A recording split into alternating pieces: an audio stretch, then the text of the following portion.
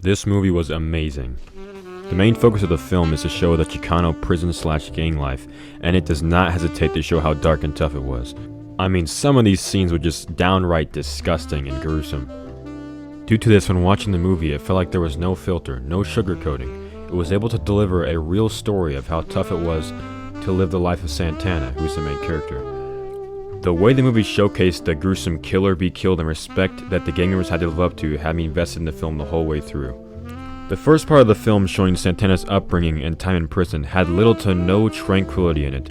It was just the hard prison and gang life of someone who had grown up behind bars and spent his time climbing the power.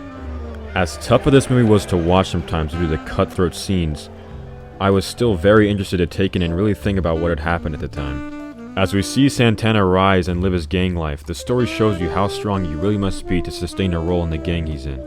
When it came to killing off those close or making decisions that may cost him and his gang everything, Santana couldn't show weakness.